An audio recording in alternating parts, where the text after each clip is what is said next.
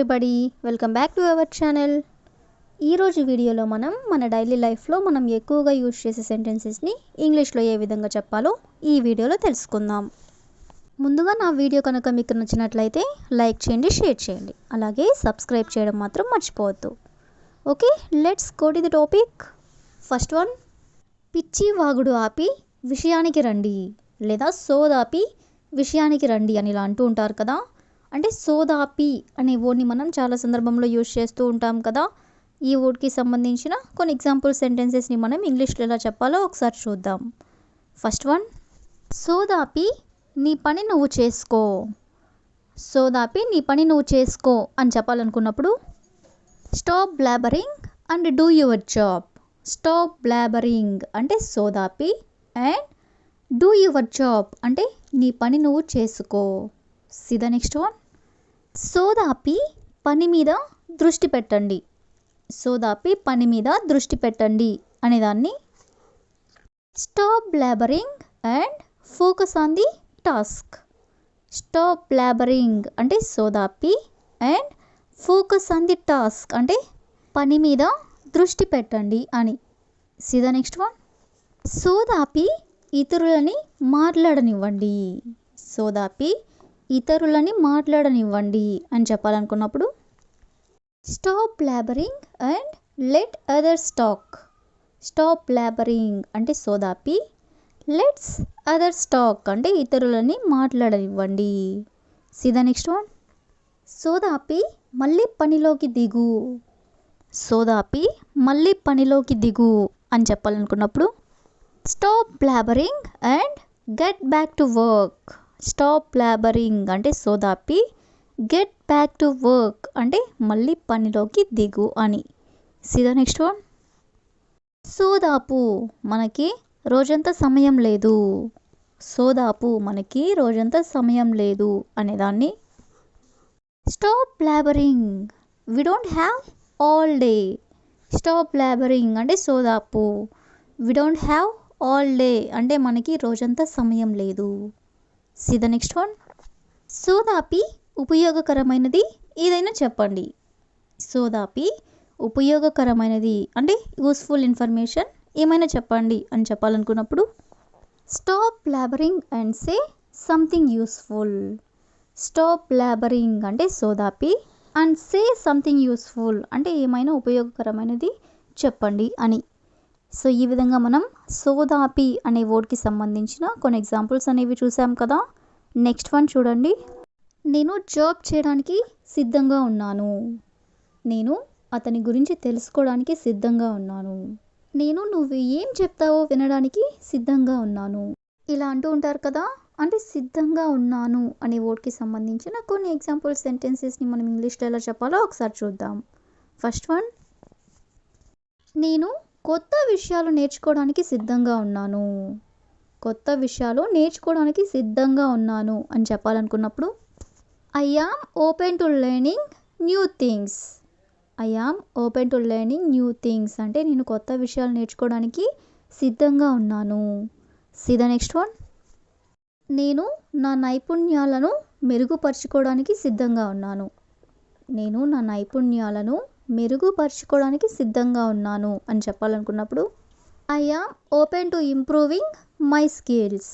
I am open to improving my skills అంటే నేను నా నైపుణ్యాలను మెరుగుపరుచుకోవడానికి సిద్ధంగా ఉన్నాను. See the next one. నేను కొత్త అవకాశాలకు సిద్ధంగా ఉన్నాను. నేను కొత్త అవకాశాలకు సిద్ధంగా ఉన్నాను అని చెప్పాలనుకున్నప్పుడు I am open to new opportunities. I am open to new opportunities అంటే నేను కొత్త అవకాశాలకు సిద్ధంగా ఉన్నాను అని. See the next one. నేను కొత్త బాధ్యతలు స్వీకరించడానికి సిద్ధంగా ఉన్నాను. నేను కొత్త బాధ్యతలను స్వీకరించడానికి సిద్ధంగా ఉన్నాను అని చెప్పాలనుకున్నప్పుడు I am open to taking on new responsibilities. I am open to taking on new responsibilities అంటే నేను కొత్త బాధ్యతలు స్వీకరించడానికి సిద్ధంగా ఉన్నాను అని. ఇది నెక్స్ట్ వన్, నేను వేరు వేరు బృందాలలో పనిచేయడానికి సిద్ధంగా ఉన్నాను. నేను వేరు వేరు బృందాలలో పనిచేయడానికి సిద్ధంగా ఉన్నాను అని చెప్పాలనుకున్నప్పుడు I am open to working with different teams. I am open to working with different teams అంటే నేను వేరు వేరు బృందాలలో పనిచేయడానికి సిద్ధంగా ఉన్నాను అని. సో ఈ విధంగా మనం సిద్ధంగా ఉండడం అనే వర్డ్కి సంబంధించిన కొన్ని ఎగ్జాంపుల్స్ అనేవి చూసాం కదా. నెక్స్ట్ వన్ చూడండి. నువ్వెవరో నాకు తెలియదు. నువ్వెవరో నాకు తెలియదు అనేదాన్ని I don't know who you are. I don't know అంటే నాకు తెలియదు. హూ యు ఆర్ అంటే నువ్వు ఎవరో. Next one. నువ్వు ఎక్కడికి వెళ్తున్నావో నాకు తెలియదు. నువ్వు ఎక్కడికి వెళ్తున్నావో నాకు తెలియదు అనేదాన్ని I don't know where you are going. I don't know where you are going అంటే నువ్వు ఎక్కడికి వెళ్తున్నావో నాకు తెలియదు. See the next one. నువ్వు ఏం మాట్లాడుతున్నావో నాకు తెలియదు.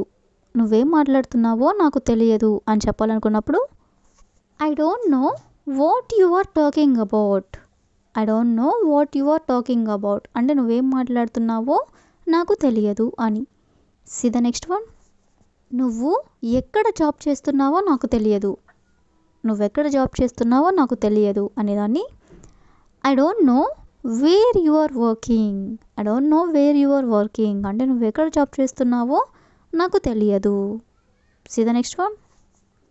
అతను ఎవరితో గొడవ పడుతున్నాడో నాకు తెలియదు.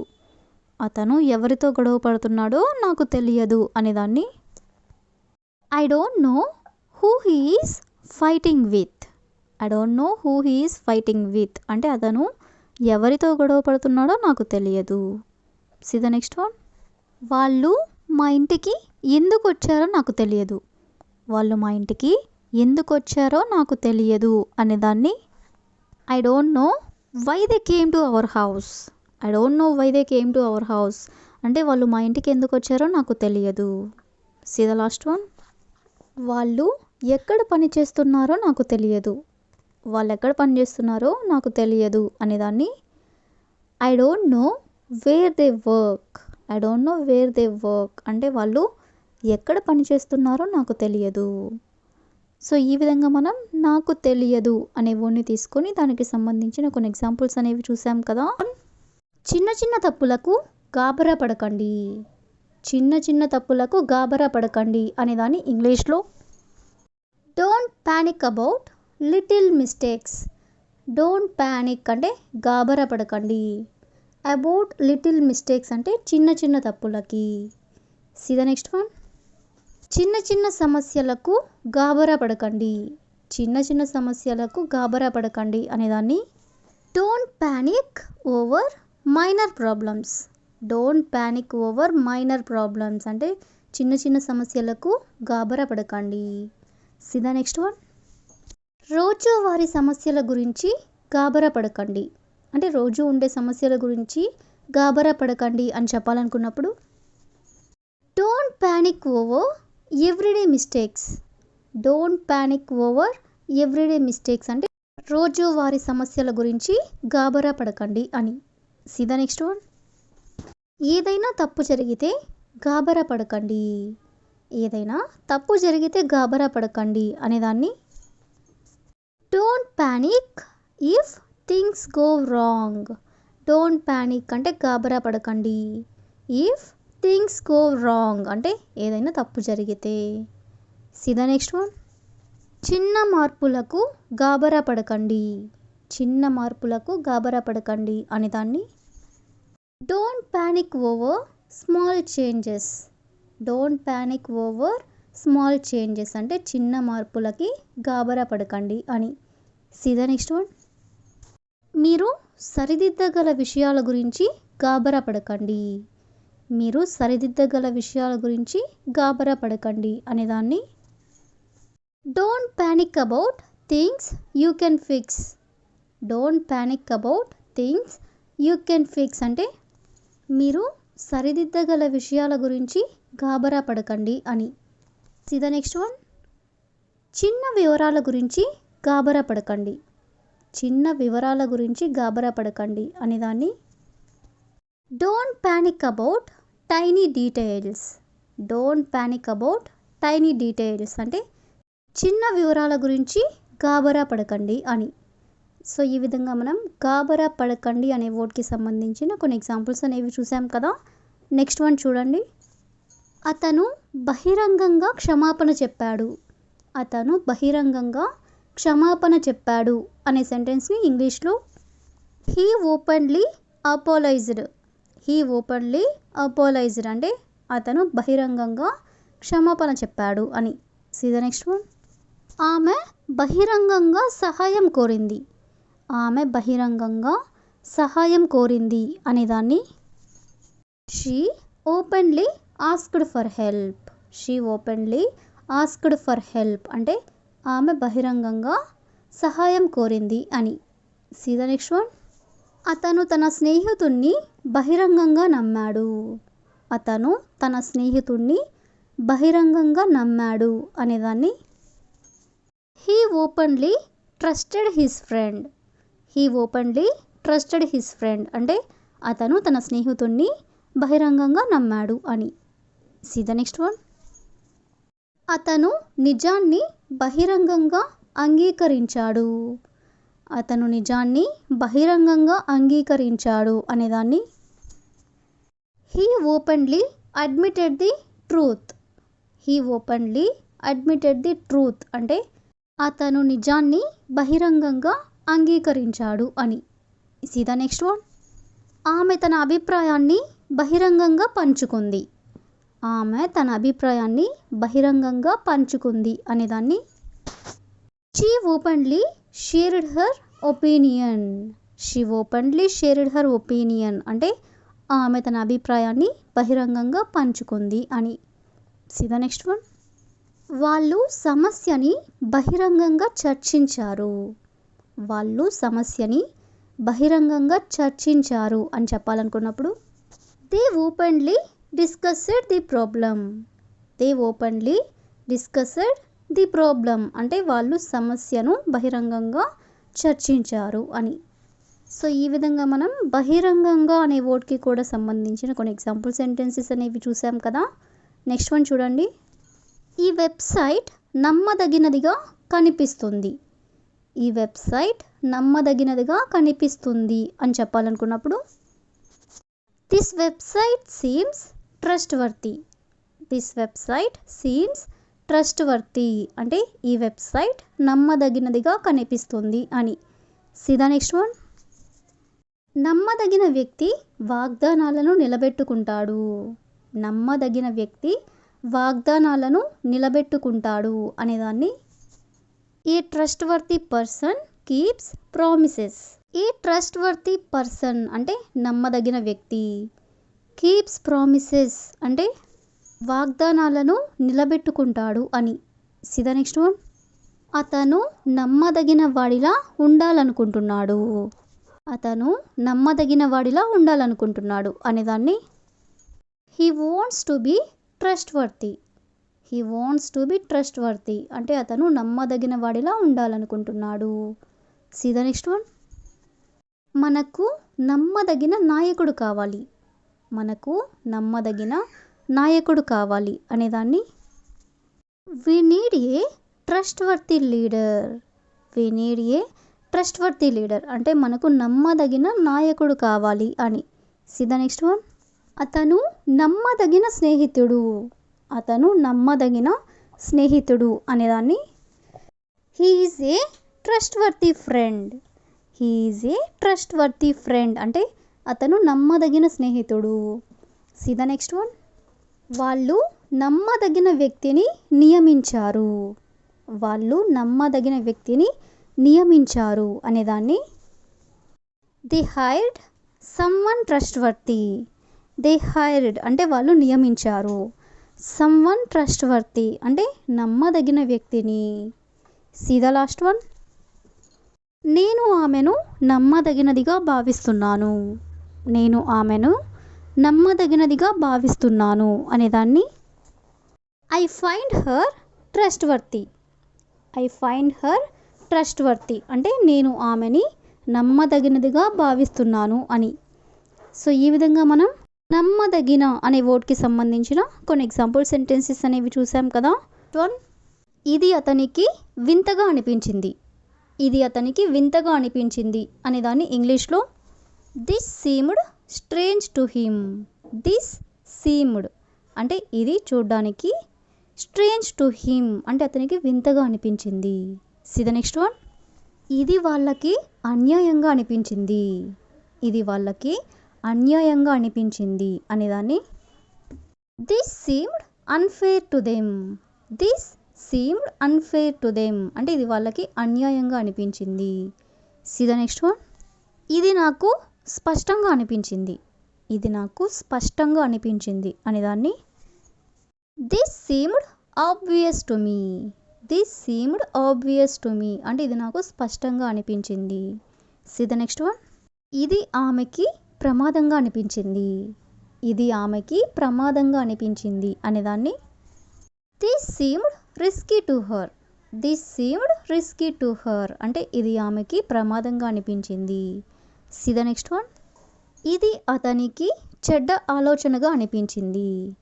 ఇది అతనికి చెడ్డ ఆలోచనగా అనిపించింది అంటే బ్యాడ్ ఐడియాగా అనిపించింది అని చెప్పాలనుకున్నప్పుడు this seemed like a bad idea to him.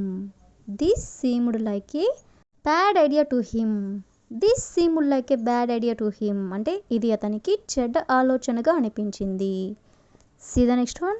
ఇది అతనికి మొదట్లో అసాధ్యంగా అనిపించింది.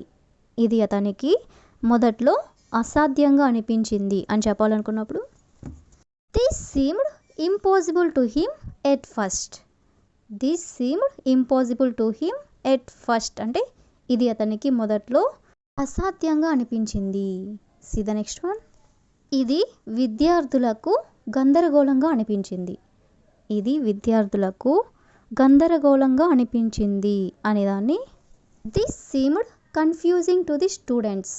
This seemed confusing to the students అంటే విద్యార్థులకు ఇది గందరగోళంగా అనిపించింది. See the next one. ఇది జట్టుకు అనవసరంగా అనిపించింది. ఇది జట్టుకు అనవసరంగా అనిపించింది అనేదాన్ని this seemed unnecessary to the team. This seemed unnecessary to the team అంటే జట్టుకు ఇది అనవసరంగా అనిపించింది. సో ఈ విధంగా మనం అనిపించింది అనే వర్డ్కి సంబంధించిన కొన్ని ఎగ్జాంపుల్స్ అనేవి చూసాం కదా. నెక్స్ట్ వన్ చూడండి. బహుశా ఎప్పటికీ కాకపోవచ్చు. బహుశా రేపు కావచ్చు. బహుశా ఎల్లుండి కావచ్చు అని ఇలా అంటూ ఉంటారు కదా. అంటే బహుశా కావచ్చు అనే వర్డ్కి సంబంధించిన కొన్ని ఎగ్జాంపుల్ సెంటెన్సెస్ని మనం ఇంగ్లీష్లో ఎలా చెప్పాలో ఒకసారి చూద్దాం. First one. బహుశా ఈసారి కాకపోవచ్చు. బహుశా ఈసారి కాకపోవచ్చు అని చెప్పాలనుకున్నప్పుడు maybe not this time. Maybe అంటే బహుశా, నాట్ దిస్ టైమ్ అంటే ఈసారి కాకపోవచ్చు. See the next one. బహుశా రేపు కాకపోవచ్చు. బహుశా రేపు కాకపోవచ్చు అనేదాన్ని maybe not tomorrow. Maybe not tomorrow అంటే బహుశా రేపు కాకపోవచ్చు. See the next one. బహుశా తర్వాత కాకపోవచ్చు. బహుశా తర్వాత కాకపోవచ్చు అనేదాన్ని maybe not later. Maybe not later అంటే బహుశా తర్వాత కాకపోవచ్చు. See the next one. బహుశా ఇక ఉండకపోవచ్చు. బహుశా ఇక ఉండకపోవచ్చు అనేదాన్ని maybe not any more. Maybe not any more అంటే బహుశా ఇక ఉండకపోవచ్చు. See the next one. బహుశా ఈ రాత్రి కాకపోవచ్చు. బహుశా ఈ రాత్రి కాకపోవచ్చు అనేదాన్ని maybe not tonight. Maybe not tonight అంటే బహుశా ఈ రాత్రి కాకపోవచ్చు. See the next one. బహుశా ఇప్పుడే కాకపోవచ్చు. ఇప్పుడే కాకపోవచ్చు అని చెప్పాలనుకున్నప్పుడు maybe not right now. Maybe not right now అంటే బహుశా ఇప్పుడే కాకపోవచ్చు. See the next one. బహుశా మళ్ళీ కాకపోవచ్చు. బహుశా మళ్ళీ కాకపోవచ్చు అని చెప్పాలనుకున్నప్పుడు maybe not again. Maybe not again అంటే బహుశా మళ్ళీ కాకపోవచ్చు. See the next one. బహుశా ఎప్పటికీ కాకపోవచ్చు. బహుశా ఎప్పటికీ కాకపోవచ్చు అనేదాన్ని maybe not ever. Maybe not ever అంటే బహుశా ఎప్పటికీ కాకపోవచ్చు. సో ఈ విధంగా మనం కొన్ని ఎగ్జాంపుల్స్ అనేవి చూసాం కదా. నెక్స్ట్ వన్ చూడండి. నేను ఎప్పటికీ అతనితో మాట్లాడను, లేదా నేను ఎప్పటికీ అక్కడికి వెళ్ళను, లేదా నేను ఎప్పటికీ జాబ్ చేయను, ఇలా అంటూ ఉంటారు కదా. అంటే ఎప్పటికీ అనే వర్డ్కి సంబంధించిన కొన్ని ఎగ్జాంపుల్ సెంటెన్సెస్ని మనం ఇంగ్లీష్లో ఎలా చెప్పాలో ఒకసారి చూద్దాం. ఫస్ట్ వన్, నేను ఎప్పటికీ నిన్ను క్షమించను. నేను ఎప్పటికీ నిన్ను క్షమించను అని చెప్పాలనుకున్నప్పుడు I will never forgive you. I will never forgive you అంటే నేను ఎప్పటికీ నిన్ను క్షమించను. సీ ద నెక్స్ట్ వన్, నేను ఎప్పటికీ అతనితో మాట్లాడను. నేను ఎప్పటికీ అతనితో మాట్లాడను అనేదాన్ని I will never speak to him. I will never speak to him అంటే నేను ఎప్పటికీ అతనితో మాట్లాడను. సీ ద నెక్స్ట్ వన్, నేను ఎప్పటికీ వాళ్ళ ఇంటికి వెళ్ళను. నేను ఎప్పటికీ వాళ్ళ ఇంటికి వెళ్ళను అనేదాన్ని I will never go to their house. I will never go to their house అంటే నేను ఎప్పటికీ వాళ్ళ ఇంటికి వెళ్ళను. సీ ద నెక్స్ట్ వన్, నేను ఎప్పటికీ ఆ జాబ్ చేయను. నేను ఎప్పటికీ ఆ జాబ్ చేయను అనేదాన్ని I will never do that job. I will never do that job అంటే నేను ఎప్పటికీ ఆ జాబ్ చేయను.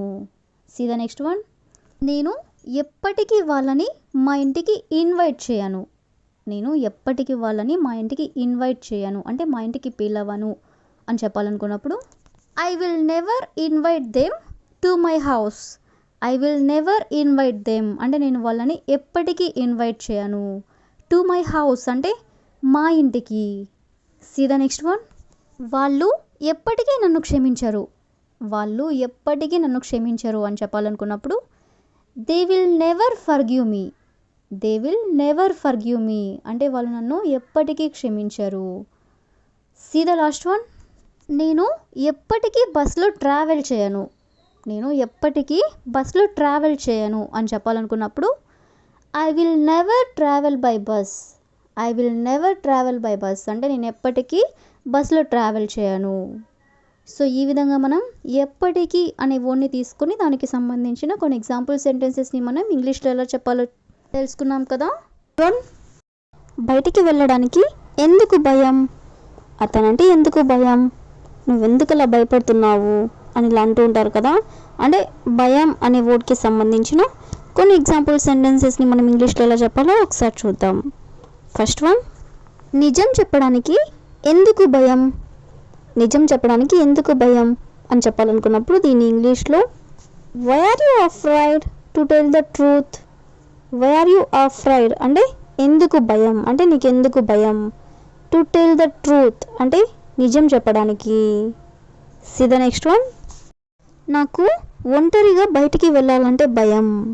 ఒంటరిగా నాకు బయటికి వెళ్ళాలంటే భయం అని చెప్పాలనుకున్నప్పుడు I am afraid to go out alone. I am afraid అంటే నాకు భయం.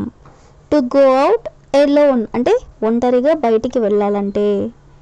సీ ద నెక్స్ట్ వన్, ఎందుకు అతన్ని చూసి భయపడుతున్నావు? అతన్ని చూసి ఎందుకు భయపడుతున్నావు? దీని ఇంగ్లీష్లో why are you afraid of him. Why are you afraid of him అంటే అతన్ని చూసి ఎందుకు భయపడుతున్నావు. సీ ద నెక్స్ట్ వన్, నాకు రాత్రిపూట ట్రావెల్ చేయాలంటే చాలా భయం. నాకు రాత్రిపూట ట్రావెల్ చేయాలంటే చాలా భయం అని చెప్పాలనుకున్నప్పుడు I am very afraid of travelling at night. I am very afraid of travelling at night అంటే నాకు రాత్రిపూట ట్రావెల్ చేయాలంటే చాలా భయం. సీ ద నెక్స్ట్ వన్, నాకు ఇంటర్వ్యూస్ అంటే చాలా భయం. నాకు ఇంటర్వ్యూస్ అంటే చాలా భయం అని చెప్పాలనుకున్నప్పుడు I am very afraid of interviews. I am very afraid of interviews అంటే నాకు ఇంటర్వ్యూస్ అంటే చాలా భయం. సీ ద నెక్స్ట్ వన్, ఆమె ఎందుకు భయపడుతుందో నాకు తెలియదు అంటే ఎందువల్ల ఆమె భయపడుతుందో నాకు తెలియదు అని చెప్పాలనుకున్నప్పుడు I don't know why she's afraid. I don't know అంటే నాకు తెలియదు. వై షీఈస్ అఫ్రైడ్ అంటే ఆమె ఎందుకు భయపడుతుందో. సీ ద నెక్స్ట్ వన్, వాళ్ళు ఎందుకు నన్ను చూసి భయపడి పారిపోతున్నారో నాకు తెలియదు. వాళ్ళు ఎందుకు నన్ను చూసి భయపడి పారిపోతున్నారో నాకు తెలియదు అని చెప్పాలనుకున్నప్పుడు I don't know why they are running away in fear when they see me. I don't know why they are running away in fear అంటే వాళ్ళు ఎందుకు భయంతో పారిపోతున్నారో నాకు తెలియదు. వెన్ ది సీ మీ అంటే నన్ను చూడగానే. సో ఈ విధంగా మనం భయం అనే వర్డ్కి సంబంధించిన కొన్ని ఎగ్జాంపుల్ సెంటెన్సెస్ని మనం ఇంగ్లీష్లో ఎలా చెప్పాలో తెలుసుకున్నాం కదా. నెక్స్ట్ వన్ చూడండి. నేను ఎప్పుడు వాళ్ళని పట్టించుకోను. మా నాన్న ఎప్పుడు నన్ను పట్టించుకోడు. ఇలా అంటూ ఉంటారు కదా. అంటే పట్టించుకోవడం అనే వర్డ్కి సంబంధించిన కొన్ని ఎగ్జాంపుల్ సెంటెన్సెస్ని మనం ఇంగ్లీష్లో ఎలా చెప్పాలో ఒకసారి చూద్దాం. ఫస్ట్ సెంటెన్స్, అతను ఏడుస్తున్నా వాళ్ళ అమ్మ అతన్ని పట్టించుకోదు. అంటే అతను ఏడుస్తున్నప్పటికీ వాళ్ళ అమ్మ అతన్ని పట్టించుకోదు అని చెప్పాలనుకున్నప్పుడు ఇంగ్లీష్లో his mother doesn't care about him when he cries. His mother doesn't care about him అంటే వాళ్ళ అమ్మ అతన్ని పట్టించుకోదు. వెన్ హీ క్రైస్ అంటే అతను ఏడుస్తున్నా కూడా. సీ ద నెక్స్ట్ వన్, అతను ఎవరిని పట్టించుకోడు. అతను ఎవరిని పట్టించుకోడు అని చెప్పాలనుకున్నప్పుడు he doesn't care anyone. He doesn't care anyone అంటే అతను ఎవరిని పట్టించుకోడు. సీ ద నెక్స్ట్ వన్, నేను ఎంత ప్రేమగా ఉన్నా నన్ను ఎవరూ పట్టించుకోరు. నేను ఎంత ప్రేమగా ఉన్నా అంటే నేను ప్రేమగా ఉన్నప్పటికీ కూడా నన్ను ఎవరూ పట్టించుకోరు అని చెప్పాలనుకున్నప్పుడు no matter how loving I am no one cares about me. No matter how loving I am అంటే నేను ఎంత ప్రేమ చూపించినా no one cares about me అంటే నన్ను ఎవరూ పట్టించుకోరు. సీ ద నెక్స్ట్ వన్, నన్ను ఎవరైనా పట్టించుకోకపోతే నాకు చాలా కోపం వస్తుంది. నన్ను ఎవరైనా పట్టించుకోకపోతే నాకు చాలా కోపం వస్తుంది అనేదాన్ని I get very angry if someone ignores me. I get very angry అంటే నాకు చాలా కోపం వస్తుంది. If someone ignores me అంటే నన్ను ఎవరు పట్టించుకోకపోతే. సీ ద నెక్స్ట్ వన్, వాళ్ళ మేనేజర్ అతన్ని పట్టించుకోడు. వాళ్ళ మేనేజర్ అతన్ని పట్టించుకోడు అనేదాన్ని their manager ignores him. Their manager అంటే వాళ్ళ మేనేజర్, ఇగ్నోర్స్ హిమ్ అంటే అతన్ని పట్టించుకోడు. సో ఈ విధంగా మనం పట్టించుకోవడం అనే వర్డ్కి సంబంధించిన కొన్ని ఎగ్జాంపుల్ సెంటెన్సెస్ని మనం ఇంగ్లీష్లో ఎలా చెప్పాలో తెలుసుకున్నాం కదా. నెక్స్ట్ వన్ చూడండి. నేను మిమ్మల్ని ఒకటి అడగొచ్చా. నేను మీతో పాటు బయటికి రావచ్చా. నేను ఇక్కడ కూర్చోవచ్చా అని ఇలా అంటుంటారు కదా. ఇలాంటి సెంటెన్సెస్ని మనం ఇంగ్లీష్లో ఎలా చెప్పాలో ఒకసారి చూద్దాం. ఫస్ట్ వన్, నేను లోపలికి రావచ్చా. నేను లోపలికి రావచ్చా అని ఇలా అడుగుతూ ఉంటారు కదా. దీన్ని ఇంగ్లీష్లో can I come in. Can I come in అంటే నేను లోపలికి రావచ్చా. నెక్స్ట్ వన్, నేను అతనితో మాట్లాడొచ్చా. నేను అతనితో మాట్లాడొచ్చా అని అడగాలనుకున్నప్పుడు can I talk to him. Can I talk to him అంటే నేను అతనితో మాట్లాడొచ్చా. సీ ద నెక్స్ట్ వన్, నేను కాసేపు ఇక్కడ కూర్చోవచ్చా. నేను కాసేపు ఇక్కడ కూర్చోవచ్చా అనేదాన్ని can I SIT here for a while.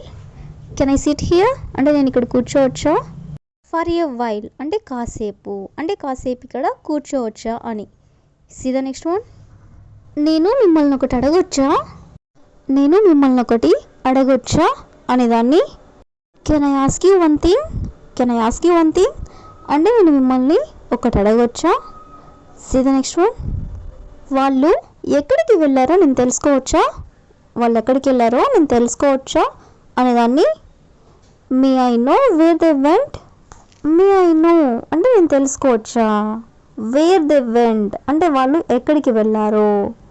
See the next one, నువ్వు ఒంటరిగా ఇక్కడ ఎందుకున్నావో నేను తెలుసుకోవచ్చా. నువ్వు ఒంటరిగా ఇక్కడ ఎందుకున్నావో నేను తెలుసుకోవచ్చా అనేదాన్ని may I know why you are alone here. May I know అంటే నేను తెలుసుకోవచ్చా. Why you are alone here అంటే నువ్వు ఇక్కడ ఒంటరిగా ఎందుకున్నావో. సీ ద లాస్ట్ వన్, అతను ఎందుకు గొడవ పడుతున్నాడో నేను తెలుసుకోవచ్చా. అతను ఎందుకు గొడవ పడుతున్నాడో నేను తెలుసుకోవచ్చా అనేదాన్ని may I know why he is fighting.